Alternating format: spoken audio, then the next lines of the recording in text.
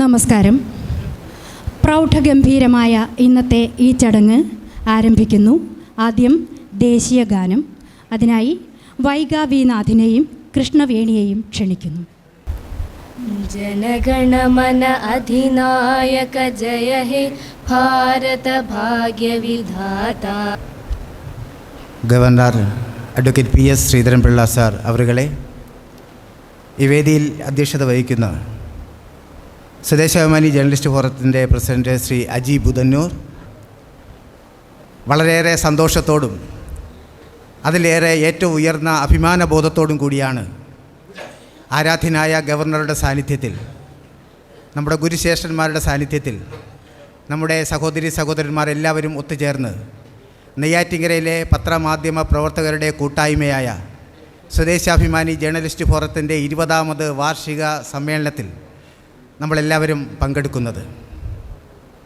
നമുക്കെല്ലാം അറിയുന്നതുപോലെ രാജകൽപ്പന കല്ലേ പിളർക്കും എന്ന് സങ്കല്പിച്ചിരുന്ന ഒരു കാലഘട്ടത്തിൽ ജനാധിപത്യ മൂല്യങ്ങൾ ഉൾക്കൊണ്ടുകൊണ്ട് സ്വതന്ത്ര മാധ്യമ പ്രവർത്തനത്തിൻ്റെ ഏറ്റവും സ്വാംശീകരിച്ച ആശയം മനസ്സിൽ കരുതിക്കൊണ്ട് സ്വദേശാഭിമാനിയുടെ ജന്മം കൊണ്ട് അനുഗ്രഹീതമായ നെയ്യാറ്റിൻകരയുടെ ഈ മണ്ണിൽ അദ്ദേഹത്തിൻ്റെ നാമധേയത്തിൽ അറിയപ്പെടുന്ന പത്രപ്രവർത്തകരുടെ കൂട്ടായ്മയ്ക്ക് ഇന്ന് 20 വർഷം തികയുന്നു എന്നറിയുമ്പോൾ, നമുക്കെല്ലാം ആ സന്തോഷത്തിൽ പങ്കെടുക്കാൻ കഴിയുന്നു എന്നറിയുമ്പോൾ അതിലുള്ള ആഹ്ലാദവും അതിലുള്ള അഭിമാനവും നമുക്ക് ഒരുമിച്ച് പങ്കുവയ്ക്കാനുള്ള വേദി കൂടിയാണ് ഇതെന്ന് ഞാൻ മനസ്സിലാക്കുന്നു. ഒരു നിയോഗം എന്നതുപോലെ സ്വദേശാഭിമാനി ജനിച്ച് വളർന്ന പിറന്ന മണ്ണ് തിരുവനന്തപുരം പ്രസ് ക്ലബിൻ്റെ വകയാണ്. തിരുവനന്തപുരം പ്രസ് ക്ലബ്ബ് വിലയ്ക്ക് വാങ്ങിയ വസ്തുവിലാണ് ആ ജന്മഗൃഹം കുടികൊള്ളുന്നത്. വളരെ ശോചനീയാവസ്ഥയിൽ കഴിയുന്ന ആ ജന്മഗൃഹത്തെ പുനരുദ്ധരിക്കുന്നതിലേക്ക് വേണ്ടി തിരുവനന്തപുരം പ്രസ് ക്ലബിൻ്റെ നേതൃത്വത്തിൽ ഗാന്ധിമിത്ര മണ്ഡലത്തെയും അതുപോലെ തന്നെ നെയ്യാറ്റിൻകര സ്വദേശാഭിമാനി ജേർണലിസ്റ്റ് ഫോറത്തെയും നിയോഗിച്ചുകൊണ്ട്, അതൊരു നിയോഗമെന്ന കണക്കെ ഗാന്ധിമിത്ര മണ്ഡലം പ്രവർത്തകരും അതുപോലെ തന്നെ സ്വദേശാഭിമാനി ജേർണലിസ്റ്റ് ഫോറത്തിൻ്റെ പ്രവർത്തകരും അത് പുനരുദ്ധരിക്കാനുള്ള യജ്ഞത്തിന് തുടക്കം കുറിക്കാൻ പോകുന്ന ഒരു സന്തോഷകരമായ സാഹചര്യം കൂടി നമുക്ക് മുന്നിൽ സംജാതമായിരിക്കുന്നു എന്ന് നമുക്ക് ഈ അവസരത്തിൽ ഓർമ്മിക്കുന്നത് വളരെ നന്നായിരിക്കും എന്ന് ഞാൻ കരുതുകയാണ്. എൻ്റെ ഒരു പ്രിയപ്പെട്ട സുഹൃത്ത് ശ്രീ സ്റ്റെല്ലസ്, സാറിനറിയാം, അദ്ദേഹത്തിൻ്റെ ഭാര്യ ബെല്ലമ്മ. സ്റ്റെല്ലസ് എന്ന് പറയുന്നത് ടൈറ്റാനിയത്തിലെ ഏറ്റവും താഴേക്കിടയിൽ വർക്ക് ചെയ്യുന്ന കണ്ടിജൻസി ജീവനക്കാരനാണ്. മഹാമാരിയുടെ കാലഘട്ടത്തിൽ തിരുവനന്തപുരത്തെ ഒരു സർക്കാർ ആശുപത്രിയിലും സ്വകാര്യ സ്ഥാപനങ്ങളിലും ചികിത്സയ്ക്ക് ഒരു ഇടവും ഇല്ലായിരുന്നപ്പോൾ, ഒരു ബെഡ് പോലും ഒഴിയാതെ കിടന്നപ്പോൾ സ്വന്തം ഭാര്യ രോഗാതുരതയായി ഏറ്റവും അത്യാസന്നതയിൽ കഴിയുമ്പോൾ എന്ത് ചെയ്യണമെന്നറിയാതെ ഒരു രാത്രി അർദ്ധരാത്രി 12 മണിക്ക് ശേഷം, എനിക്ക് തോന്നുന്നു 12:15 12:30 മണിയോടുകൂടി, ഏത് ധൈര്യത്തിലാണെന്നറിയില്ല, എന്ത് അവകാശത്തിൻ്റെ പേരിലാണെന്നറിയില്ല, ശ്രീധരൻപിള്ള സാർ അവരുകളെ അദ്ദേഹം ഫോൺ ചെയ്ത് വിളിച്ചു. ആ ഫോൺ അദ്ദേഹം ഡയറക്റ്റായി എടുത്തു. അദ്ദേഹത്തിൻ്റെ ആവലാതി കേട്ടു. 2-2:30 മണിയോടുകൂടി, അർദ്ധരാത്രി 2-2:30 മണിയോടുകൂടി തിരിച്ച് വിളിച്ച് തിരുവനന്തപുരത്തൊരു ആശുപത്രിയിൽ അദ്ദേഹത്തിൻ്റെ വൈഫ് ബെല്ലമ്മയ്ക്ക് ചികിത്സാ സൗകര്യം ഒരുക്കി നൽകാൻ തയ്യാറായി എന്ന് പറഞ്ഞാൽ ഏത് ജനപ്രതിനിധിക്കാണ് കഴിയുന്നത്?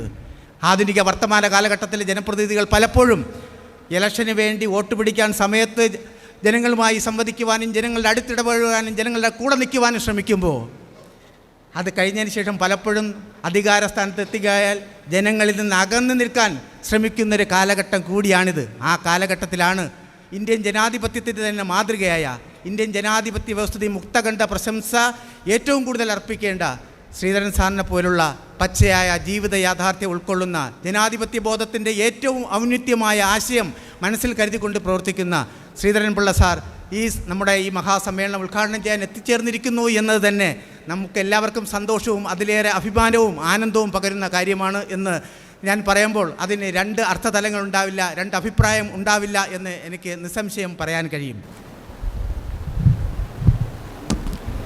ആദരണീയനായ ഗവർണർ, ഇത്രയും ബഹുമാനവും സ്നേഹവുമുള്ള ശ്രീധരൻപിള്ള സാർ, എൻ്റെ ഗുരുനാഥനും എന്നെ സിനിമയിലേക്ക് കൈപിടിച്ച് കയറ്റിയ എൻ്റെ മധുബാലേട്ടൻ, നമ്മുടെ കാരണവർ നഗരപിതാവ് PK രാജ്മോഹൻ സാർ, വേദിയിലും സദസ്സിലും ഇരിക്കുന്ന എല്ലാവർക്കും നമസ്കാരം. ഗുരുജനങ്ങളെ, സുഹൃത്തുക്കളെ, എല്ലാവർക്കും നമസ്കാരം. കഴിഞ്ഞ 20 വർഷമായി നെയ്യാറ്റിൻകരയിൽ സജീവ സാന്നിധ്യമായി പ്രവർത്തിക്കുന്ന Swadeshabhimani journalist forum press club വളരെ കാര്യക്ഷമമായ പ്രവർത്തനങ്ങൾ കാഴ്ചവെക്കുന്നു എന്നാണ് നമ്മുടെ പ്രസ് ക്ലബ് അംഗങ്ങളുടെ വിലയിരുത്തൽ. എന്നാലും നമ്മൾ എല്ലാ കാര്യങ്ങളിലും ഇടപെട്ട് പൊതുരംഗത്ത് സജീവമായി നിൽക്കുകയാണ്. കഴിഞ്ഞ 6 വർഷമായി കേരളത്തിലെ ഒരു പ്രസ് ക്ലബ്ബും നടത്താത്ത തരത്തിൽ വിദ്യാർത്ഥികളുടെ ഇടയിൽ നമ്മളൊരു സജീവ പ്രവർത്തനം നടത്തുകയാണ്. കരുതൽ എന്നുള്ളൊരു പരിപാടി ലഹരി വിരുദ്ധ ബോധവൽക്കരണ പരിപാടിയാണ്. എല്ലാ സ്കൂളുകളിലും, നെയ്യാറ്റിൻകര താലൂക്കിലെ എല്ലാ സ്കൂളുകളിലും ലഹരി വിരുദ്ധ ബോധവൽക്കരണ സെമിനാർ കഴിഞ്ഞ 6 വർഷമായി നടത്തുകയാണ്.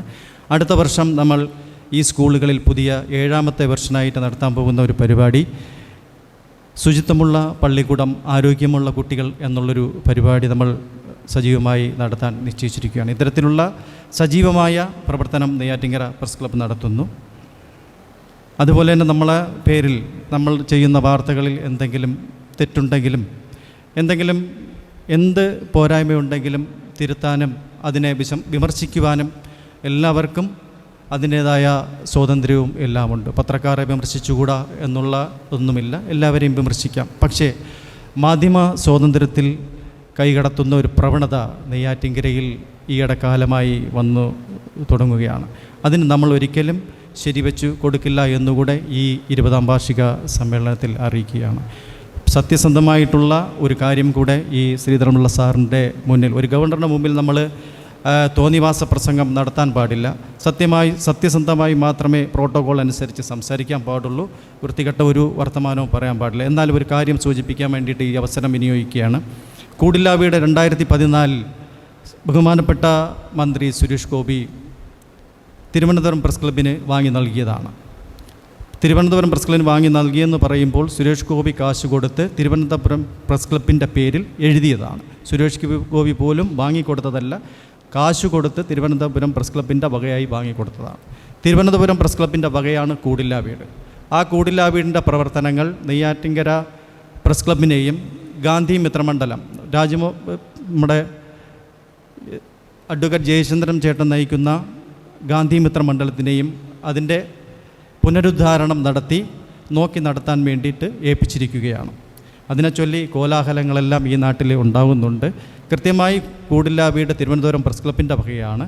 അതിനെ നോക്കി നടത്തൽ ചുമതല മാത്രമേ നമ്മൾ ഏൽപ്പിച്ചിട്ടുള്ളൂ എന്ന് അടിവരയിട്ട് ഈ അവസരത്തിൽ പറയുകയാണ്. നമ്മളതിൻ്റെ പ്രാരംഭ നടപടികളായിട്ട് മുന്നോട്ട് പോവുകയും ചെയ്യും. പ്രത്യേകിച്ച് പറയാനുള്ളത് ഗാന്ധി മിത്രമണ്ഡലത്തിൻ്റെ പ്രവർത്തകർ രഞ്ജിത് ചന്ദ്രൻ, അതേപോലെ അനിയണ്ണൻ, ഇവരൊക്കെയാണ് ഈ പരിപാടിക്ക് സജീവമായിട്ട് നമ്മളെ കൂടെ ഉണ്ടായിരുന്നത്. ഈ പ്രോഗ്രാമിന് ഇവിടെ എത്തിച്ചേർന്ന എല്ലാവർക്കും, എല്ലാ ഗുരുജനങ്ങൾക്കും, എല്ലാ വ്യക്തിത്വങ്ങൾക്കും, എല്ലാവർക്കും, അവാർഡ് വാങ്ങുന്ന എല്ലാവർക്കും, വേദിയിലും സദസ്സിലും ഇരിക്കുന്ന എല്ലാവർക്കും സ്വദേശാമാന്യ ജേർണലിസ്റ്റ് ഫോറത്തിൻ്റെ നന്ദിയും സ്നേഹം അറിയിപ്പിച്ചുകൊണ്ട് ഞാൻ നിർത്തുന്നു. 2 പതിറ്റാണ്ട് കാലമായി തുടങ്ങിയതാണ് Neyyattinkara Swadeshabhimani journalist forum press club. സ്വദേശാമാരുടെ നാട്ടിൽ സ്വദേശാമാരുടെ പേരിൽ തന്നെ തുടങ്ങണമെന്ന് ആലോചിച്ചുകൊണ്ടാണ് ഞങ്ങൾ ആ പ്രസ് ക്ലബ്ബ് തുടങ്ങിയത്. ഈ പിന്നിട്ട വഴികളിൽ ഒരുപാട് തടസ്സങ്ങൾ, ഇതിനെ എങ്ങനെയെങ്കിലും പൂട്ടിക്കെട്ടണം എന്ന് ഇറങ്ങി തിരിച്ചവർ ധാരാളം ഉണ്ടായിരുന്നു. എന്നാൽ ഇത് എന്ത് വന്നാലും മുന്നോട്ട് കൊണ്ടുപോകണമെന്ന് ഞങ്ങളുടെ സഹകരിച്ച നിരവധി പേരുണ്ട്. അതിൽ പ്രധാനപ്പെട്ട ഒരാളാണ് ശ്രീ രാജ്മോഹൻ സാറ്. എന്ത് പ്രതിബന്ധം ഇതിനെതിരെ വന്നിട്ടും, പ്രസ് ക്ലബിനെതിരെ വന്നിട്ടും അദ്ദേഹം അതിനെ ചേർത്ത് നിന്നുകൊണ്ട് അതിവിടെ വേണം എന്നുള്ള രീതിയിൽ നിരോധിപ്പിച്ചുകൊണ്ട് നമ്മളിവിടെ നിൽക്കുകയാണ്. ഈ ഘട്ടത്തിലാണ് 20ാം വാർഷികാഘോഷം നടക്കുന്നത്. എന്തുകൊണ്ട് നമുക്കൊരു പ്രാദേശിക പ്രസ് ക്ലബ്ബ് എന്ന നിലയിൽ എന്തുകൊണ്ട് അഭിമാനിക്കാവുന്നതാണ്. കാരണം വലിയ ജില്ലാ പ്രസ് ക്ലബ്ബുകൾ KUWJയുടെയും അതുപോലെ തിരുവനന്തപുരം പ്രസ് ക്ലബിൻ്റെയൊക്കെ പരിപാടികളാണ് ഈ സംസ്ഥാനത്തിൻ്റെ ഉന്നത അധികാരികൾ, ഗവർണർമാർ, മുഖ്യമന്ത്രിമാർ അതുപോലെയുള്ളവർ പങ്കെടുക്കുന്നത്. പക്ഷേ ഒരു പ്രാദേശിക തലത്തിലുള്ള, ഒരു താലൂക്ക് തലത്തിലുള്ള ആ ഒരു പ്രസ് ക്ലബ്ബിൽ ഒരു ഗവർണറെ കിട്ടുക എന്നത് എന്തുകൊണ്ടും വലിയൊരു കാര്യമാണ്. എന്തുകൊണ്ടും വലിയൊരു നേട്ടം, വലിയൊരു പുണ്യമാണ് നമുക്ക് ഇന്ന് ഈ ദിനത്തിൽ നമുക്ക് എത്തിച്ചേർന്നിട്ടുള്ളത്. അതുകൊണ്ട് പ്രത്യേകിച്ച് സാറിനോട് പ്രത്യേകിച്ച് നന്ദി രേഖപ്പെടുത്തുന്നു. ഈ 20ാം വാർഷികത്തിന് സജിയാണ് എന്നെ ക്ഷണിക്കുന്നത്.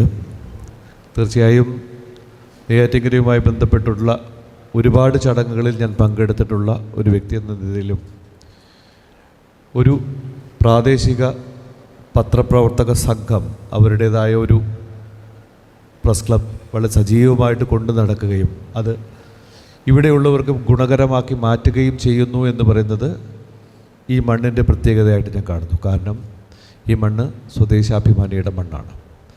ഈ മണ്ണിന് അത്രമേൽ ശക്തിയുണ്ട് എന്ന് ഞാൻ കരുതുന്നു. എൻ്റെ രണ്ടാമത്തെ സിനിമ ഒഴിമുറി ചെയ്യുന്ന സമയത്തൊക്കെ സജീവമായിട്ട് സജി കൂടെ ഉണ്ടായിരുന്നതാണ്. അപ്പം ഇവിടുത്തെ ഒരു പ്രദേശത്തിൻ്റെ സ്വഭാവം, ഇവിടുത്തെ ഒരു ഭാഷ, ഇതെല്ലാം വളരെ കൃത്യമായിട്ട് നമ്മളെ കൊണ്ടുപോകുന്നതിനുള്ള ഒരു ഇടമാക്കി തന്നിട്ടുള്ള സജിയോടുള്ള സ്നേഹമാണ് ഈ ചടങ്ങിൽ എനിക്ക് പങ്കെടുക്കാൻ എന്നെ പ്രേരിപ്പിച്ചത്. തീർച്ചയായും ഇവിടെ കൂടിയിരിക്കുന്ന മുഴുവൻ വ്യക്തികളെയും ഇതിൻ്റെ പിറകിൽ പ്രവർത്തിക്കുന്ന മുഴുവൻ സുമനസ്സുകളെയും ഇന്ന് ഇവിടെ പുരസ്കാരം നേടുന്ന പ്രവർത്തകരെയും എല്ലാം ഏറെ സന്തോഷത്തോടെ എൻ്റെ ആശംസകൾ അറിയിക്കുന്നു. കഴിഞ്ഞ 20 വർഷക്കാലം ഈ മണ്ണിൻ്റെ മണമറിഞ്ഞ് ഈ നാട്ടിലെ ജനങ്ങളുടെ പ്രശ്നങ്ങളെ ജനമധ്യത്തിൽ നിസ്വാർത്ഥമായി കൊണ്ടുവരാൻ ശ്രമിച്ച ഒരു പ്രസ്ഥാനമാണ് സ്വദേശാഭിമാനി ജേർണലിസ്റ്റ് ഫോറം. സാധാരണ പ്രസ് ക്ലബിൽ നിന്നും വ്യത്യസ്തമാണ് നെയ്യാറ്റിൻകര പ്രസ് ക്ലബ്. ഈ പ്രസ് ക്ലബ്ബ് എല്ലാ രീതിയിലും അവരുടേതായ വ്യക്തിത്വം നിലനിർത്തി പോകുന്ന ഒരു പ്രസ് ക്ലബ്ബാണ് എന്ന് അടിവരയിട്ട് എനിക്ക് പറയാൻ കഴിയും. അതുകൊണ്ട് തന്നെ അവരുടെ 20ാം വാർഷികത്തിൽ പങ്കെടുക്കാനും അവരെ കാണാനും അവരോട് 2 വാക്ക് സംസാരിക്കാൻ ലഭിച്ച ഇതിന് എല്ലാവിധമായ നന്മകളും നേർന്നുകൊണ്ട് സ്വദേശാഭിമാനി രാമകൃഷ്ണപിള്ള കലാപകാരിയായ ഒരു പരിഷ്കർത്താവായിരുന്നു എന്ന് നമുക്കറിയാം. 1910 നാടുകടത്തപ്പെടുകയും 1916 മരണപ്പെടുകയും ഏതാണ്ട് 38 വർഷക്കാലം ജീവിക്കുകയും ചെയ്തതാണ് സ്വദേശാഭിമാനി രാമകൃഷ്ണപിള്ള ഒരു പത്രപ്രവർത്തകൻ എന്നുള്ളതിനേക്കാളുപരി മുഴുവൻ പ്രശ്നങ്ങളിലും ഇടപെട്ട ഒരു കലാപകാരിയായിരുന്നു എന്ന് കാണാൻ കഴിയും. തൻ്റെ 16ാമത്തെ വയസ്സിൽ തന്നെ അദ്ദേഹം കവിതകൾ രചിച്ചു തുടങ്ങി. 38 വയസ്സിനടകം 29 പുസ്തകങ്ങളാണ് രാമകൃഷ്ണപിള്ള രചിച്ചത്. രാമകൃഷ്ണൻ നാടുകടത്തപ്പെട്ടതും രാമകൃഷ്ണൻ്റെ മരണവും തിരുവിതാംകൂറിൽ ശക്തമായി ആചരിച്ചിരുന്നുവോ എന്ന ചോദ്യമാണ്. ഒരിക്കലുമില്ല. ചരിത്രത്തിൽ അദ്ദേഹത്തിൻ്റെ മരണത്തിന് ശേഷവും തിരുവിതാംകൂറിൽ രാമകൃഷ്ണപിള്ളയെ സംബന്ധിച്ചുള്ള ഒരു വലിയ ഇരമ്പിക്കയറ്റം ഉണ്ടായിരുന്നില്ല. 1914-18 ഒന്നാം ലോകമഹായുദ്ധം നടന്നു. ആ ഒന്നാം ലോകമഹായുദ്ധത്തിന് ശേഷം നടന്ന ജാലിയൻവാല കൊല, ഗാന്ധിജിയുടെ നേതൃത്വത്തിലുള്ള ഹർത്താൽ, അതുമാത്രമല്ല നിരവധി പ്രക്ഷോഭങ്ങൾ രൂപപ്പെട്ടു വന്നു. ഈ പ്രക്ഷോഭങ്ങളിലെല്ലാം തീക്കാറ്റ് പിടിച്ചുകൊണ്ടാണ് രാമകൃഷ്ണപിള്ളയെ നാടുകടത്തിയതും രാമകൃഷ്ണപിള്ളയുടെ മരണവുമായി ബന്ധപ്പെട്ടുകൊണ്ട് തിരുവിതാംകൂറിൽ പ്രക്ഷോഭം ഉയരുന്നത്.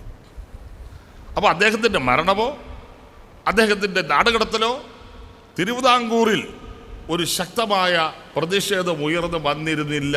അത് ഒന്നാം ലോകമഹായുദ്ധത്തിൻ്റെ ഈ സാമൂഹിക സാഹചര്യങ്ങളാണ് ഉയർന്നു വന്നത് എന്ന് നെയ്യാറ്റിൻകരക്കാരായ നമ്മൾ ഓർക്കണം എന്ന് വളരെ വിനയപുരസ്സരങ്ങളോട് അപേക്ഷിച്ചുകൊണ്ട് എൻ്റെ വാക്കുകൾ നിർത്തുന്നു. നന്ദി. പ്രിയപ്പെട്ട നെയ്യാറ്റിൻകരയിലെ മാധ്യമ സഹപ്രവർത്തകരെ സാദര നമസ്കാരം. വളരെ വലിയൊരു അംഗീകാരമായിട്ടാണ് ഈ വേദിയിൽ എനിക്കൊരു അവസരം തന്നത് ഞാൻ കാണുന്നത്. തീർച്ചയായിട്ടും സ്വദേശാഭിമാനി രാമകൃഷ്ണപിള്ളയെക്കുറിച്ച് ഓർക്കുമ്പോൾ അന്നത്തെ മാധ്യമപ്രവർത്തകരെല്ലാവരും തന്നെ ദിവാന് അനുകൂലമായിട്ട് പത്രമാധ്യമങ്ങളിലൂടെ അദ്ദേഹത്തിൻ്റെ എഴുത്തുകൾ എഴുതിയ സമയത്ത് വളരെ വ്യത്യസ്തനായിട്ട് ദിവാൻ്റെ അല്ലെങ്കിൽ ദിവാൻ ഭരണകൂടത്തിനെതിരെയായിട്ട് അദ്ദേഹം തൂലിക ചലിപ്പിച്ച വ്യക്തിയാണ്. ഇന്നിപ്പോൾ നമ്മളോടുള്ള 2 മഹത്തരമായിട്ടുള്ള വ്യക്തിത്വങ്ങളൊന്ന് ശ്രീധരൻപിള്ള സാറും ബഹുമാന്യനായിട്ടുള്ള മധുപാൽ അവർകളുമാണ്. സാറിനെ സംബന്ധിച്ചറിയാം, സാറിനെ ദൂരെ നിന്ന് നോക്കുമ്പോൾ സാധാരണപ്പെട്ട ഒരു രാഷ്ട്രീയക്കാരനോ സാധാരണപ്പെട്ട ഒരു അഭിഭാഷകനോ എന്നതിലൊക്കെ ഉപരിയായിട്ട് അദ്ദേഹത്തിൻ്റെ രാഷ്ട്രീയ പ്രവർത്തനത്തിലും ഒരു വ്യത്യസ്തതയുണ്ടായിരുന്നു.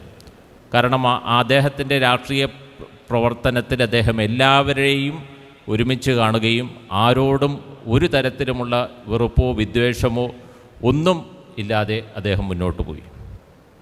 അത് കാലങ്ങളെടുത്തു അതിനൊരു അംഗീകാരം പൊതുസമൂഹം നൽകാനെങ്കിലും അദ്ദേഹത്തെ തീർച്ചയായിട്ടും ആ ഒരു വ്യത്യസ്തത അദ്ദേഹം രാഷ്ട്രീയ പ്രവർത്തനത്തിലും അഭിഭാഷക വൃത്തിയിലും ഒക്കെ തന്നെ പുലർത്തിയിരുന്നു. ആ തലപ്പാവ് എന്ന് പറയുന്ന സിനിമ എത്രയോ 70-കളിലുള്ള ഒരു സംഭവം നമ്മളെല്ലാവരും തന്നെ ഇങ്ങനെ കണ്ടുകൊണ്ടിരുന്നുവെങ്കിലും അതിനെ എന്ത് മനോഹരമായിട്ടാണ് ശ്രീ മധുപാൽ സാറ് അതിനെ ദൃശ്യവൽക്കരിച്ചത്. ഒഴിമുറി ആയാൽ പോലും വ്യവഹാരങ്ങളിലെ ഒരു കാര്യങ്ങൾ വളരെ മനോഹരമായിട്ടാണ് അദ്ദേഹം, വെറുതെ ഒരു അനുകരണമല്ല, അല്ലെങ്കിൽ ഒരു ഹിറ്റ് മേക്കിംഗ് എന്നുള്ളതല്ല, അതിൽ നിന്നും വളരെ വ്യത്യസ്തമായിട്ടാണ് ശ്രീ മധുപാൽ അദ്ദേഹം സിനിമകളെ ഒരു സംവിധായകൻ എന്നുള്ള രീതിയിൽ അദ്ദേഹം സമീപിച്ചത്. മാധ്യമപ്രവർത്തകരോട് ഈ ഒരു അവസരത്തിൽ എനിക്ക് പറയുവാനുള്ളത്, ഇന്നിപ്പോൾ ഒരുപാട് യൂട്യൂബ് ചാനലുകളുണ്ട്, ഒരുപാട് പ്ലാറ്റ്ഫോമുകളുണ്ട്. ഈ പ്ലാറ്റ്ഫോമുകളിലൊക്കെ തന്നെ അനുകരണങ്ങൾ വളരെ കൂടുതലായിട്ടാണ്.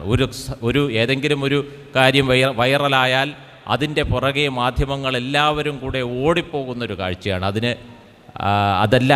തീർച്ചയായിട്ടും അത് അനുകരണത്തിൻ്റേത് മാറി സ്റ്റോറി കണ്ടൻറ്റിൻ്റെ ഒരു മാധ്യമപ്രവർത്തകരായിട്ട് തീർച്ചയായിട്ടും നെയ്യാറ്റിൻകരയിലെ മാധ്യമ ഫോറത്തിൻ്റെ കൂട്ടായ്മയ്ക്ക് കഴിയട്ടെ. മുമ്പ് സ്വദേശാഭിമാനി ജേർണലിസ്റ്റ് ഫോറത്തിൻ്റെ പ്രസിഡന്റ് ഞാനായിരുന്നപ്പോൾ, അജി ബുധന്നൂർ സെക്രട്ടറി ആയിരുന്നപ്പോൾ, ശ്രീ പന്ന്യൻ രവീന്ദ്രൻ്റെ MP ഫണ്ടിൽ നിന്നും 5 ലക്ഷം രൂപ അനുവദിച്ചു. ഒരു ജേർണലിസം കോഴ്സ് ജേർണലിസ്റ്റ് ഫോറത്തിൻ്റെ ആഭിമുഖ്യത്തിൽ ആരംഭിക്കുവാൻ വേണ്ടിയാണ് തുക അനുവദിച്ചത്. പക്ഷേ ജേർണലിസം ഫോറത്തിന് സ്വന്തമായി ഒരു ആസ്ഥാന മന്ദിരം ഇല്ലാത്തതുകൊണ്ടും അടിസ്ഥാന സൗകര്യങ്ങൾ ഇല്ലാത്തതുകൊണ്ടും ആ തുക ക്രമേണ കാലഹരണപ്പെട്ടുപോയി. മാത്രമല്ല, സ്വദേശാഭിമാനിയുടെക്ക് നേരിട്ട ദുരന്തം തന്നെ സ്വദേശാഭിമാനി ജേർണലിസ്റ്റ് ഫോറത്തിനും അന്ന് നേരിട്ടു. സമാന്തരമായി ഒരു സംഘടന, തട്ടിക്കൂട്ട് സംഘടന ഉണ്ടാക്കുകയും അവർക്ക് ഈ ഫണ്ട് ഉപയോഗിക്കുവാനുള്ള ഒരു ഇടപെടൽ നടത്തുന്നതിൻ്റെ അടിസ്ഥാനത്തിൽ ആ ഫണ്ട് ലാപ്സായി. അതുകൊണ്ട് ഞാനിപ്പോൾ പറയുന്നത്, നമുക്ക് സ്വദേശാഭിമാനിയുടെ പേരിൽ ഇപ്പോൾ നേരത്തെ ഇവിടെ പറഞ്ഞതുപോലെ ട്രിവാൻഡ്രം പ്രസ് ക്ലബിൻ്റെ വകയായിട്ടുള്ള കുടില വീടിൻ്റെ സംരക്ഷണ ചുമതല അഡ്വക്കേറ്റ് ജയചന്ദ്രൻ ഉൾപ്പെടുന്ന, സജിലാൽ ഉൾപ്പെടുന്ന, അജി ഉൾപ്പെടുന്ന സംഘത്തിന് കൈമാറിയിട്ടുണ്ട്. അതിന് നമ്മൾ യുക്തമായ ഒരു ജേർണലിസം ഇൻസ്റ്റിറ്റ്യൂട്ട് ഇവിടെ ആരംഭിക്കണം. എങ്ങനെയാണോ രാമകൃഷ്ണപിള്ള കാർൽ മാർക്സിനെയും മഹാത്മാഗാന്ധിയെയും പരിചയപ്പെടുത്തി തന്നു, അതേപോലെ അദ്ദേഹത്തിൻ്റെ ജന്മനാട്ടിൽ നിന്നും പുതിയ സാങ്കേതിക വിദ്യകൾ കുട്ടികളെ പഠിപ്പിക്കണം. അതിലേക്ക് ഒരു ജേർണലിസം ഇൻസ്റ്റിറ്റ്യൂട്ട് ആരംഭിക്കണം. അടുത്തതായി നാം ഏവരും കാത്തിരിക്കുന്ന ഉദ്ഘാടനമാണ്. ദീപപ്രോജ്വലനത്തിനും ഈ ചടങ്ങിൻ്റെ ഔപചാരിക ഉദ്ഘാടനത്തിനുമായി ശ്രീധരൻ പിള്ള സാറിനെ ആദരപൂർവ്വം ക്ഷണിച്ചുകൊള്ളുന്നു.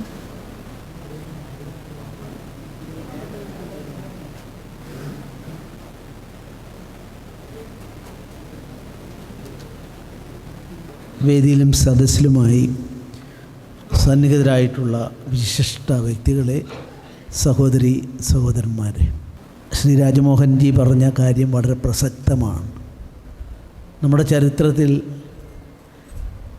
കേരളത്തെ സംബന്ധിച്ചിടത്തോളം ഈ തിരുവിതാംകൂറും കൊച്ചിയും മലബാറും ചേർന്ന് കേരളം രൂപപ്പെടുന്നതിന് എത്രയോ മുമ്പ് തൻ്റെ ഗ്രന്ഥത്തിനും അതുപോലെ തന്നെ തൻ്റെ എഴുത്തിലുമെല്ലാം ഈ കേരളമെന്ന ആശയത്തെ ഉയർത്തിപ്പിടിക്കുകയും അതോടൊപ്പം തന്നെ അദ്ദേഹം മുന്നോട്ട് വെച്ച ആശയങ്ങൾ എത്ര കാലിക പ്രാധാന്യമുള്ളതാണെന്ന് ചിന്തിക്കുമ്പോഴാണ് ശ്രീ രാജമോഹൻ പറഞ്ഞ വേണ്ടത്ര നമ്മൾ കേരളീയ സമൂഹം അദ്ദേഹത്തെക്കുറിച്ച് ആഴത്തിൽ ഉൾക്കൊള്ളാൻ തയ്യാറായില്ല എന്നുള്ള അദ്ദേഹത്തിൻ്റെ വാക്കുകൾ വാസ്തവത്തിൽ വളരെ ഗൗരവമുള്ളതാണ്.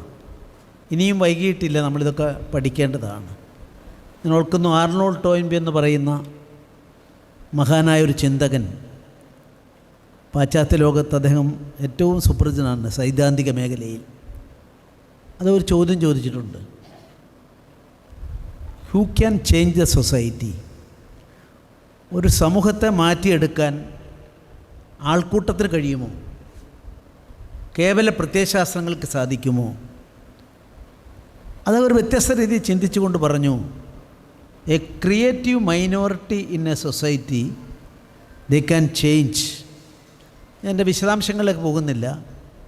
ഫ്രഞ്ച് വിപ്ലവത്തിൻ്റെ പിന്നിലെ മാസ്മരശക്തി ആരായിരുന്നു? 4-5 ആളുകളായിരുന്നു എന്നാണ് അദ്ദേഹം സ്ഥാപിക്കാൻ ശ്രമിച്ചത്.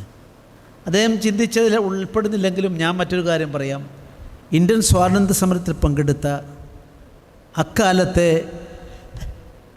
47 ഓഗസ്റ്റ് 15 മുമ്പുള്ള ഭാരതീയരുടെ, ഇന്ത്യക്കാരുടെ എണ്ണം എത്രയെന്ന് ചോദിച്ചാൽ അതിനെപ്പറ്റി വിലയിരുത്തിയ ഒരാൾ പറയുന്നു, ഇന്ത്യയിലെ അക്കാലത്തെ 2-3% ആളുകളാണ് ആക്റ്റീവായി സ്വാതന്ത്ര്യ സമരത്തിൽ പങ്കെടുത്തവർ.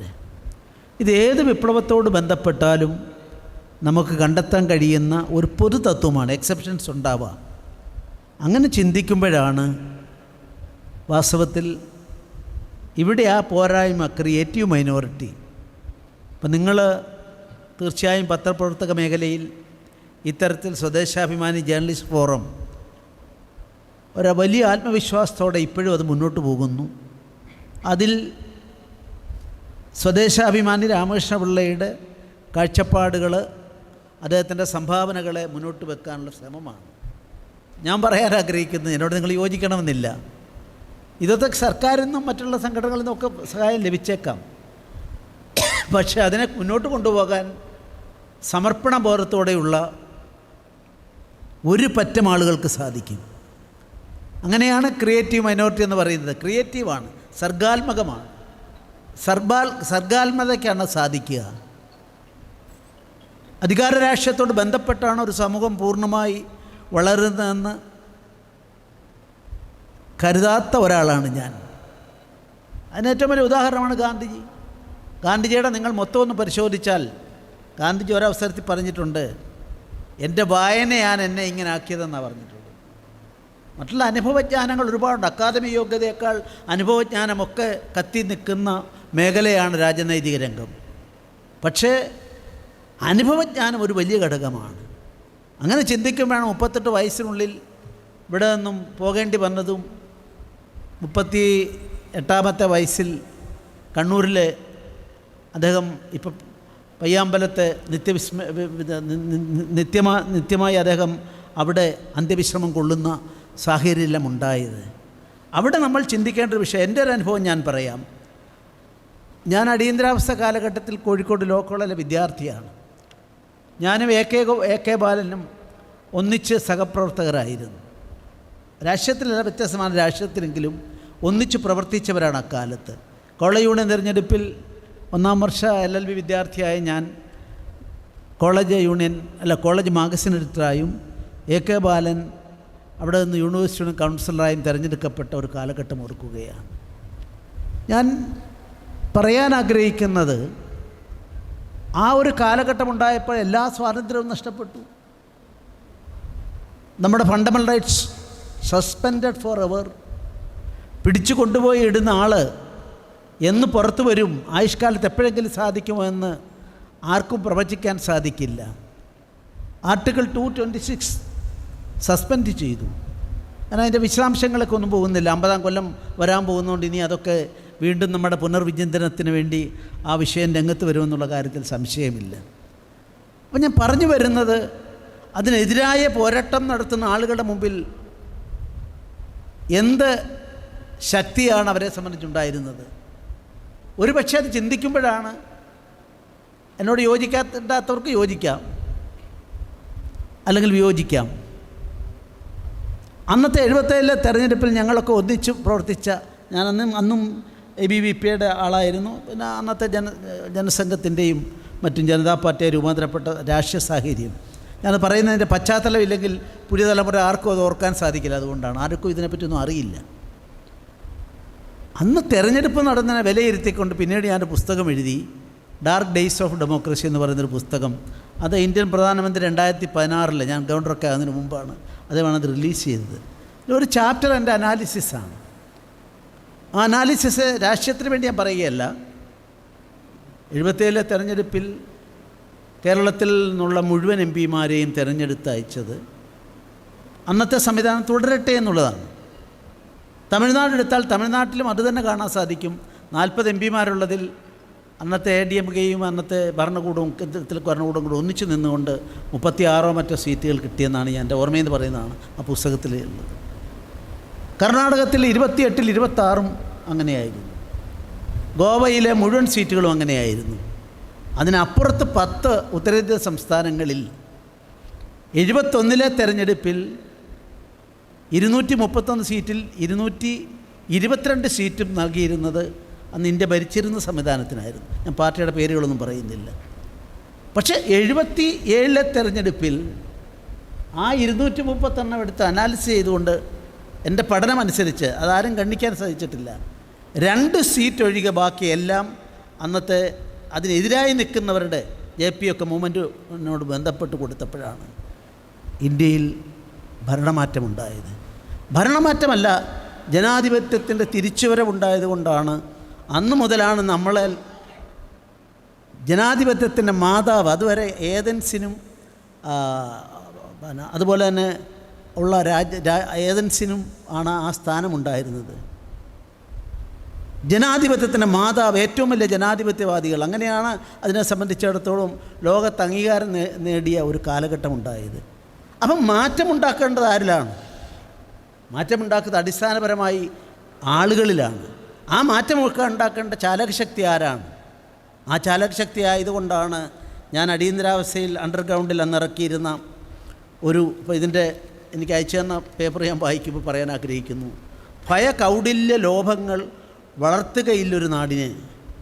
ഇത് വാസ്തവത്തിൽ രാമകൃഷ്ണപിള്ള ഉദ്ധരിച്ചുകൊണ്ടാണ് അടിയന്തരാവസ്ഥയ്ക്കെതിരായ സമരത്തിലെ കുരുക്ഷേത്രം എന്ന് പറയുന്ന അണ്ടർഗ്രൗണ്ട് പ്രസിദ്ധീകരണത്തിൻ്റെ മുകളിലെ ആപ്തവാക്യമായി ഞാനിപ്പോഴും ഓർക്കുകയാണ്, 49ാമത്തെ കൊല്ലത്തിൽ ഓർക്കുകയാണ്. ഈ കാഴ്ചപ്പാടിൽ സ്വാതന്ത്ര്യം മൗലികമാണ് എന്ന് എഴുതുകയും പ്രസംഗിക്കുകയും ഒന്നുമല്ല ചെയ്തത്. ആ പ്രവൃത്തിപരത്തിൽ അത് നിന്നു. അവിടെയും വരുന്ന ചോദ്യം ഞാൻ പത്രപ്രവർത്തകരായ സുഹൃത്തുക്കളായി നിങ്ങളോട് ചോദിക്കുന്നു. അദ്ദേഹത്തെ നാട് കടത്തിയ ശേഷം അതിൻ്റെ ഉടമയായ ആ പ്രസിദ്ധീകരണത്തിൻ്റെ ഏറ്റവും നിർണായകമായ ശക്തിയായി പ്രവർത്തിച്ച നിയാമക ശക്തിയായ അതിൻ്റെ ഉടമസ്ഥനെ വക്കം മൗലവിയെ വിളിച്ചു വരുത്തി പല പ്രലോഭനങ്ങൾ നൽകിക്കൊണ്ട് നിങ്ങൾ തുടങ്ങൂ എന്ന് പറഞ്ഞപ്പോൾ എനിക്ക് എഡിറ്ററെ വേണം, എഡിറ്ററെ ഇല്ലെങ്കിൽ ഞാൻ ചെയ്യാൻ തയ്യാറല്ല എന്ന് പറഞ്ഞ അന്നത്തെ കാലഘട്ടവും ഇന്നത്തെ കാലഘട്ടവുമായി നിങ്ങളൊന്ന് ചിന്തിച്ച് നോക്കുക. പലതും ചിന്തിക്കേണ്ട വിഷയങ്ങളുണ്ട്. ഞാൻ ജസ്റ്റിസ് അന്നാചാണ്ടിയെ പറ്റിയൊരു പുസ്തകത്തിന് വേണ്ടി നടത്തിയ ശ്രമത്തിൽ ഇത് എഴുതിക്കൊണ്ടിരിക്കുന്ന പുസ്തകമാണ്. ആദ്യമായി ഒരു പെൺകുട്ടിക്ക് ലോ പഠനം നടത്താൻ അവസരം ലഭിച്ചത് അന്നാചാണ്ടിയിലൂടെയാണ്. അന്നാചാണ്ടി ഇവിടെ മത്സരിച്ചു തിരുവനന്തപുരത്ത്. 1928 29 ആണ് ശ്രീമൂലം സഭയിലേക്ക് മത്സരിച്ചു. രാജകുടുംബത്തിൻ്റെ പിൻബലമുണ്ടായിരുന്നു, അവർ മത്സരിച്ചു. അതിൻ്റെ ആരായിരുന്നു എതിർ സ്ഥാനാർത്ഥി എന്നുള്ളത് ചിന്തിച്ചപ്പോൾ ഈ അടുത്ത കാലത്താണ് എനിക്ക് അതെവിടെയും രേഖകളൊന്നുമില്ല, പിന്നെ ഞാൻ കണ്ടുപിടിച്ചു, പട്ടംതാണു പിള്ളയായിരുന്നു. അന്നും ഈ ചുവരെഴുത്തുകളുണ്ട്. ഈ ചുവരെഴുത്തുകളിൽ അവരെ സംബന്ധിച്ച് സർ സി പിയുടെ ഒക്കെ സുന്ദരനായ സർ സി പി ഒക്കെ ബന്ധപ്പെടുത്തിക്കൊണ്ടുള്ള ഒരു മുദ്രാവാക്യം നമ്മുടെ സെക്രട്ടേറിയറ്റിനടുത്ത് സ്ഥാപിച്ചു. അന്നാചാണ്ടി കേസ് കൊടുത്തു. അതിനെ ആ കേസിനെ അടിസ്ഥാനമാക്കിയത് മലയാള രാജ്യം എന്ന കൊല്ലത്തുനിന്ന് വരുന്ന പത്രത്തിലെന്ന ആ വാർത്ത വന്നതാണ്. അപ്പം നമ്മൾ ഇപ്പോഴീ കിടന്നുകൊണ്ട് ബഹളമൊക്കെ ഉണ്ടാക്കുമ്പോൾ അന്നും ഇതൊക്കെ ഉണ്ടായിരുന്നു. സാമൂഹ്യ ജീവിതത്തിൽ ഇറങ്ങിത്തിരിക്കുന്ന സ്ത്രീകൾ അപമാനിതരാകുന്നതുമെല്ലാം. പിന്നെ അവർ തോറ്റു, പട്ടംതാണുപിള്ള ജയിച്ചു. പക്ഷേ രാജകുടുംബത്തിന് ഇവരുടെ കഴിവിൽ, അമിതമായ കഴിവിൽ വലിയ താല്പര്യമുണ്ടായിരുന്ന മഹാറാണി അവരെ പിന്നീട് ആ ശ്രീമൂലം സഭയിലേക്ക് നോമിനേറ്റ് ചെയ്തു. അവരെ നോമിനേറ്റ് ചെയ്തുകൊണ്ടാണ് എൻ്റെ മുമ്പിലിരിക്കുന്ന സഹോദരിമാരോട് ഞാൻ പറയാം, നമ്മുടെ തിരുവിതാംകൂർ സഭയിൽ ഒരു പ്രമേയം വന്നു. ആ പ്രമേയത്തിൽ കുട്ടികളെ വളർത്തേണ്ടതാരാ? സഭാതിലകം TK വേലുപ്പിള്ളയോളം വലിയൊരു പാർലമെൻ്ററിയൻ അക്കാലത്ത് നമ്മുടെ നാട്ടിലുണ്ടായിട്ടില്ല. അതുകൊണ്ടാണ് അദ്ദേഹത്തെ സഭാതിലകം എന്ന് വിളിച്ചത്. അദ്ദേഹം അവിടെ വാദിച്ചു, സ്ത്രീകളോ പഠിച്ചോട്ടെ, കുറച്ചൊക്കെ പഠിച്ചോട്ടെ, ആത്യന്തികമായി അവർ നല്ല കുട്ടികളെ ശ്രദ്ധ കേന്ദ്രീകരിച്ച് അവരുടെ കുട്ടികളെ വളർത്തി സമൂഹത്തിന് നൽകേണ്ടതാണ്. അതുകൊണ്ട് സർക്കാർ ജോലിക്ക് അവർക്ക് അർഹതയില്ല എന്ന് അദ്ദേഹം വാദിക്കുകയും ആ വാദത്തെ അന്നാചാണ്ടിയാണ്, അവരുടെ പ്രസംഗം ഞാനെടുത്ത് പ്രത്യേകം വെച്ചിട്ടുണ്ട്, അവരാണ് യുക്തിഭദ്രമായി അവിടെ അവതരിപ്പിച്ചുകൊണ്ട് ആകാം സ്ത്രീകൾക്ക് ജോലി കിട്ടാമെന്ന് തിരുവനന്തപുരത്തുണ്ട്. ഞാനിതെല്ലാം പറഞ്ഞു വരുന്നത് എന്തുകൊണ്ടാണെന്ന് ചോദിച്ചു കഴിഞ്ഞാൽ, ചേഞ്ച് ഉണ്ടാക്കേണ്ട ആളുകൾ ഒരു ക്രിയേറ്റീവ് മൈനോറിറ്റി, ഒരു ഗ്രാമത്തിൽ 4-5 ആൾ യുക്തിഭദ്രമായ കാര്യങ്ങൾ പഠിച്ച് അവതരിപ്പിക്കാൻ സാധിക്കുന്നവരുണ്ടെങ്കിൽ ആ ഗ്രാമത്തിൻ്റെ മുഖച്ഛായ മാറും. എ പാർട്ടിയോ ബി പാർട്ടിയോ സി പാർട്ടിയോ മാത്രമല്ല, എല്ലാവരും അവരുടെ കൂടെ പോകും. ഇതാണ് ആർണോൾഡ് ടോയിൻബിയുടെ തിയറി. അതുകൊണ്ട് ഞാൻ പറയുന്നു, ഈ ശ്രമം വളരെ നല്ലതാണ്.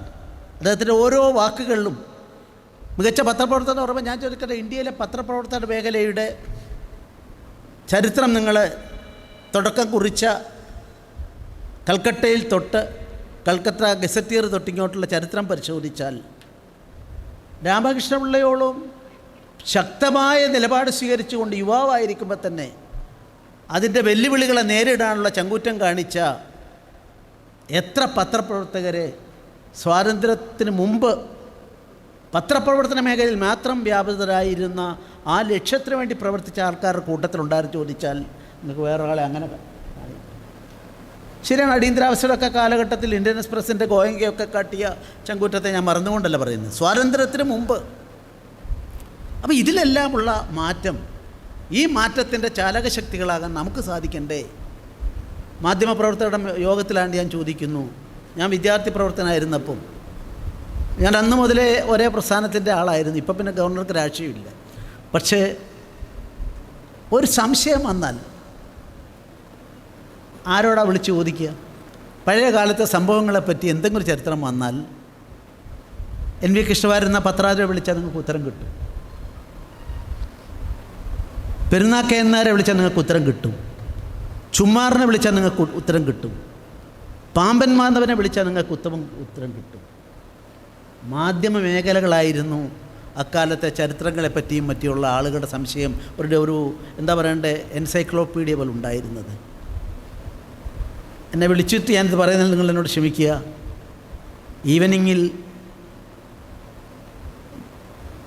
വാർത്തയുടെ സത്യം തേടിയുള്ള അനന്തമായ യാത്രയിൽ ഇപ്പം വയനാടിൻ്റെ അങ്ങേയറ്റത്തൊരു കാര്യം നടന്നാൽ എന്തെന്നും മനസ്സിലാക്കാനെങ്കിലും ശ്രമിക്കില്ലേ? ഇന്നത് കുത്തി വാർത്തയായി. ഇതല്ലേ സത്യം? അവിടെയാണ് ആത്മാവ് നഷ്ടപ്പെടുന്നത്. ആത്മാവ് നഷ്ടപ്പെട്ടാൽ മാധ്യമത്തിൻ്റെ പത്രത്തിൻ്റെ ആവശ്യം എന്താ? വൈകുന്നേരം വരെ തലേദിവസം 12 മണിക്ക് കിടക്കുമ്പോൾ വരെ മെയിൻ വാർത്ത നിങ്ങൾക്ക് കിട്ടും. ഒന്ന് നോക്കിയാൽ മതി. എന്നിട്ട് കിടക്കുന്നത് രാവിലെ 6 മണിക്കുള്ള 5 മണിക്ക് എത്തുന്ന പത്രത്തിൽ നോക്കിയിട്ട് ആ വാർത്ത വായിക്കണമെങ്കിൽ സംതിങ് മോർ ഈസ് റിക്വയർഡ്. ആ മോർ എന്ന് പറഞ്ഞത് അത് വേറൊരു തരത്തിൽ അവതരിപ്പിക്കാനും വേറൊരു തരത്തിൽ അതിൻ്റെ അകത്തിൽ ആകർഷകമായ നിങ്ങളുടേതായ സംഭാവനകൾ അർപ്പിക്കാനും സാധിക്കുമ്പോഴാണ് മാധ്യമപ്രവർത്തന രംഗം വിജയിക്കുന്നത്. അതുകൊണ്ട് വായന കുറയുന്നു എന്നുള്ള വാദത്തോട് ഞാൻ യോജിക്കുന്നില്ല. ഞാൻ അതിനെപ്പറ്റിയൊക്കെ DC-യോട്, രവിയോട്, നൗഷാദ് മാതൃഭൂമിയോട്, അതുപോലെ പിന്നെ ഞങ്ങളുടെ കാലിക്കറ്റിലെ ഏറ്റവും വലിയ പുസ്തകശാലയായ പബ്ലിഷറായിട്ടുള്ള ബാലകൃഷ്ണമാരാരുടെ മകനോടൊക്കെ ഞാൻ ചോദിച്ചു.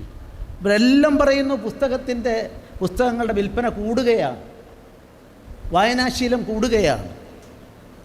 ഇനി ആ വായനാശീലം കൂടുന്നതിൽ നിങ്ങളവരെ മാറ്റി നിർത്തുക. ഞാനിപ്പോൾ സ്കൂളിലെ പരിപാടി കഴിഞ്ഞ് വരിക, ഞാൻ പറഞ്ഞതിൻ്റെ പൊരുൾ അവിടെയും അതാണ്. ഇപ്പം നിങ്ങൾ കാണാതെ പഠിപ്പിച്ച് കുട്ടികളെ കൊണ്ട് ഇതെല്ലാം പാസ്സാക്കി എടുക്കുമ്പം, പഠിപ്പിച്ചെടുക്കുമ്പം മസ്തിഷ്ക പ്രക്ഷാളനം എങ്ങനെ പോകുന്നു, ഏത് വഴിക്ക് പോകുന്നു എന്നുള്ളതിനെ പറ്റി ചിന്തിച്ചിട്ട് കാര്യമില്ല. അവിടെ പ്രസംഗിച്ച MLA പറഞ്ഞ ഒരു വലിയ കാര്യം, അദ്ദേഹം പറഞ്ഞു, ഈ അഭിരുചി അറിയാൻ വേണ്ടിയിട്ട് നമ്മുടെ അടുത്ത മണ്ഡലം, ഏത് മണ്ഡലം? സതീശൻ. അദ്ദേഹം മുൻകൈ എടുത്തത് അഭിരുചി അറിയാൻ, കുട്ടികളുടെ അഭിരുചി അറിയാൻ വേണ്ടി ശ്രമം നടത്തി. ഞാൻ അവരോട് ചോദിച്ചു, ഇതിൽ അപ്പുറം ഒരു ഇന്നവേഷൻ നമ്മുടെ വിദ്യാഭ്യാസത്തിന് കൊടുക്കാനില്ല. നിങ്ങൾ അക്കാഡമിക് തലത്തിൽ അവരെ പഠിപ്പിച്ച് മാർക്ക് നേടി ഒരു മിടുക്കരാവാം, പക്ഷേ അഭിരുചി അറിയാൻ എന്തെങ്കിലും ശ്രമമുണ്ടോ? ഇപ്പോൾ മധുബാല പഠിച്ചപ്പം മധുബാലും എക്സാം എഴുതണം, SLC എഴുതണം, ഡിഗ്രി എഴുതണം. പക്ഷെ മധുബാലിൻ്റെ ടാലൻ്റ് എന്തെന്ന് കണ്ടുപിടിക്കാനുള്ള ശ്രമം നടന്നോ എനിക്കറിയില്ല. യേശുദാസ് നമ്മുടെ എല്ലാം മാനബിന്ദുവാണ്. യേശുദാസിന് ഗാനഗന്ധർവനായി ഒരു വരിയെങ്കിലും മൂളാത്ത, ആരും കാണാതെങ്കിലും ഒരു വരി മൂളാത്ത ഒറ്റ ആളുകൊണ്ടുണ്ടോ? പക്ഷെ എത്ര യേശുദാസ്മാർ നമുക്കിടയിൽ പിറന്നു വീണു, എത്ര പേര് നമ്മെ കടന്നുപോയി. ഇപ്പോഴും എത്ര ആളുകൾ ആരും അറിയാതെ അജ്ഞാതരായി ജീവിക്കുന്നു. ഇവരെ കണ്ടെത്തലാണ് ഒരു സമൂഹത്തിൻ്റെ ബാധ്യത. മോഹൻലാലിനെയും മമ്മൂട്ടിയും ഒക്കെ നമ്മുടെ ആളുകളാണ്, മാനബിന്ദുക്കളാണ്. പക്ഷെ അത്തരം ആളുകൾ നമുക്കിടയിലില്ലേ? ഈ കണ്ടെത്തൽ പ്രക്രിയക്ക് എന്ത് ശ്രമമാണ് ഇവിടെ ഉള്ളത്? അവിടെയാണ് ഈ അക്കാദമിക് തലത്തിൽ ഒതുങ്ങി നിന്നുകൊണ്ടുള്ള ഇന്നത്തെ പഠനം നാളെ വിനയായി മാറാൻ പോകുന്നു. അതിൻ്റെ തുടക്കമാണ് ഇപ്പം നമ്മൾ കണ്ടത്. എല്ലാ കോമ്പറ്റീറ്റീവ് എക്സാമിനേഷനും വർത്തമാനപത്രത്തിലെ വാർത്തകൾ അതിനെ അടിസ്ഥാനമാക്കിയുള്ള 5 മാർക്കോ ബോണസ് മാർക്കിനുള്ള ചോദ്യം വരാൻ പോവുകയാണ്. ഇനിയിപ്പോൾ അടിച്ചും പിടിച്ചും ഒക്കെ അമ്മമാരൊക്കെ കുട്ടികളെ അത് പഠിപ്പിക്കുന്ന കാലം വരില്ലേ? അപ്പം നമുക്ക് വാർത്താമാധ്യമ രംഗത്തുള്ള അപകടം എനിക്കറിയാം. It is not safe. ഒരു ജേർണലിസ്റ്റായിരിക്കുന്ന സേഫ് അല്ലാത്ത കാലഘട്ടത്തിലാണ്. എപ്പോൾ വേണേൽ പറഞ്ഞു വിടാം. മുന ഒടിഞ്ഞ നിയമങ്ങൾക്ക് ജേർണലിസ്റ്റിന് പ്രൊട്ടക്ഷൻ കൊടുക്കാൻ സാധിക്കുമോ? ചാനലിലുള്ള ജേർണലിസ്റ്റിന് വേണ്ടി എന്ത് നിയമമാണ് നമ്മുടെ രാജ്യത്തുള്ളത്? അപ്പം ജോലി പോലും സ്ഥിരതയില്ലാത്തവൻ എഴുതുമ്പോൾ അവൻ്റെ കൈക്ക് ചലനമുണ്ടാവില്ല.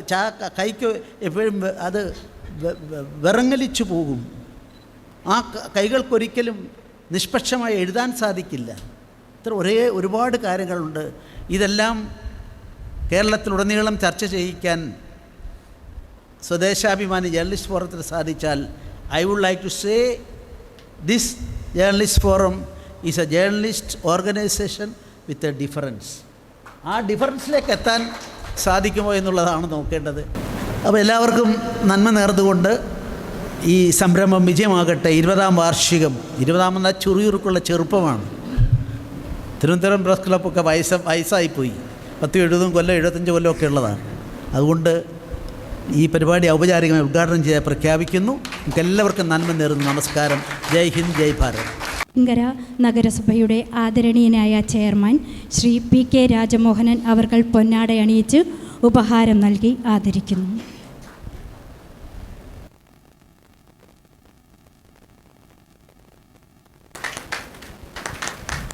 മലയാളികളുടെ ഒരു അഭിമാന മുഹൂർത്തമാണ് കടന്നുപോയത്. അടുത്തതായി സുവനീർ പ്രകാശനമാണ്. ശ്രീ മധുപാൽ ബഹുമാനപ്പെട്ട Goa governor advocate PS Sreedharan Pillai സാറിന് നൽകി നിർവഹിക്കുന്നു. ജോസഫ്, ജയപ്രകാശ്, ബിജു പ്രിയദർശൻ, അനുരാഗ്, ഖലീൽ റഹ്മാൻ, പ്രൊഫസർ ബീനാമോൾ എന്നിവരാണ് ഇന്നിവിടെ ആദരവ് ഏറ്റുവാങ്ങുന്നത്. നെയ്യാറ്റിൻകര പ്രസ് ക്ലബ്ബ് എന്ന് പറയുന്നത് ഒരു പ്രാദേശിക മാധ്യമ പ്രവർത്തകരുടെ കൂട്ടായ്മയാണ്. അതിന് സാറ് പറഞ്ഞതുപോലെ അർപ്പണ മനോഭാവം ഉണ്ടെങ്കിൽ മാത്രമേ വരുന്ന 20 വർഷങ്ങൾ അല്ലെങ്കിൽ 19 വർഷം തികഞ്ഞ് 20 വർഷത്തിലേക്ക് നമ്മൾ കടക്കുമ്പോൾ ആ 20 വർഷത്തെ ഒരു വലിയ സന്തോഷമുണ്ട്. ഒരു മാധ്യമ പ്രവർത്തകരുടെ കൂട്ടായ്മ എന്ന് പറഞ്ഞ വെറും പത്രസമ്മേളനങ്ങൾ മാത്രമല്ല സ്വദേശാഭിമാനിയുടെ ഈ ജേർണലിസ്റ്റ് ഫോറത്തിൻ്റെ ഭാഗമായി ഞങ്ങൾ നടന്നു വരാറുള്ളത്. ഈ നാടിൻ്റെ പ്രശ്നങ്ങളിൽ ചെറുതും വലുതുമായും ഇടപെടാൻ അല്ലെങ്കിൽ ദിശാബോധം കൊടുക്കാനായിട്ട് സ്വദേശാഭിമാനി ജേർണലിസ്റ്റ് ഫോറത്തിന് ഇക്കരണത്തിൽ കഴിഞ്ഞിട്ടുണ്ട്. ഒപ്പം തന്നെ ഞങ്ങൾ അനുവർത്തിച്ച് വന്ന ഒരു കാര്യത്തിൽ ഇനി വരുന്ന വർഷം മുതൽ ഒരു ചെറിയ തിരുത്തുകൂടി ഞങ്ങൾ വരുത്താൻ ആഗ്രഹിക്കുകയാണ്. നമ്മുടെ സ്വദേശാഭിമാനിയുടെ നാടുകടത്തൽ അത് നമ്മളൊരു ചടങ്ങ് വെച്ച് ആഘോഷം പോലെയൊക്കെ നടത്തിയിരുന്നു. പക്ഷേ ഇനി വരുന്ന കാലം മുതൽ അത് കരിദിനമായി ആചരിക്കാൻ കൂടി പ്രസ് ക്ലബ്ബ് തീരുമാനിച്ചിരിക്കുകയാണ്. ശ്രീധരൻപിള്ള സാറിൻ്റെ നമുക്ക് ഇന്നത്തെ ഈ പ്രോഗ്രാമിൽ മുഖ്യ അതിഥിയായി ലഭിച്ചതിൽ Neyyattinkara press club Swadeshabhimani journalist forum അതിൻ്റെ നന്ദി പ്രകാശിപ്പിക്കുകയാണ്. ഒപ്പം കേരളത്തിലെ അറിയപ്പെടുന്ന സംവിധായകൻ, അഭിനേതാവ് ശ്രീ മധുപാലേട്ടൻ, അദ്ദേഹം പ്രസ് ക്ലബിൻ്റെ ഈ പരിപാടിയിൽ നിന്ന് ഇവിടെ പങ്കെടുത്തു. അദ്ദേഹത്തിന് സ്വദേശാഭിമാനി ജേർണലിസ്റ്റ് ഫോറത്തിൻ്റെ പേരിൽ നന്ദി അർപ്പിക്കുകയാണ്. ഈ ക്ഷണം സ്വീകരിച്ച് ഇവിടെ എത്തിച്ചേർന്ന നേരത്തെ സ്വാഗത പ്രാസംഗികൻ പറഞ്ഞതുപോലെ പേരെടുത്ത് വിളിച്ചു പറയാൻ പറ്റുന്ന ബന്ധമുള്ള ആളുകൾ, ഞങ്ങളുടെ ഒരു കുടുംബ സംഗമം പോലെ ഒത്തുചേർന്ന എല്ലാവർക്കും സ്വദേശാഭിമാനി ജേർണലിസ്റ്റ് ഫോറത്തിൻ്റെ പേരിൽ നന്ദി പറയുന്നു. ഒപ്പം നമ്മുടെ പോലീസ് ഉദ്യോഗസ്ഥർ, വിവിധ ഡിപ്പാർട്ട്മെൻറ്റുകളിൽ നിന്ന് ഇന്നലെ മുതൽ ഞങ്ങൾക്കൊപ്പം ഉണ്ടായിരുന്ന ആളുകൾ, അവരെ ഓരോ ഡിപ്പാർട്ട്മെൻറ്റും എടുത്തു പറയാതെ തന്നെ എല്ലാവർക്കും നന്ദി പറയുകയാണ്. ഇനി ഇതിൻ്റെ എല്ലാം ചുക്കാൻ പിടിച്ച ഒരാൾ നമ്മുടെ സ്വദേശാഭിമാനി ജേർണലിസ്റ്റ് ഫോറത്തിൻ്റെ സെക്രട്ടറി ശ്രീ സജിലാൽ. ഒരുപക്ഷെ വൺ മാൻ ഷോ ആണെന്ന് പറയാൻ സാധിക്കും. അത് വളരെ അഭിമാനത്തോടെ പറയുന്നു. ശ്രീ സജിലാലിന് നന്ദി രേഖപ്പെടുത്തുന്നു. जनगणमन अधिनायक जय हे भारत भाग्य विधाता पंजाब सिंध गुजरात मराठा द्राविड उत्कल बंगा विंध्य हिमाचल यमुना गंगा उच्चल जलधि तरंगा तव शुभ नामे जागे तव शुभाशिष माहे गाहे तव जय गाथा जनगण मंगलदायक जय हे भारत भाग्य विधाता जय हे जय हे जय हे जय जय जय जय हे।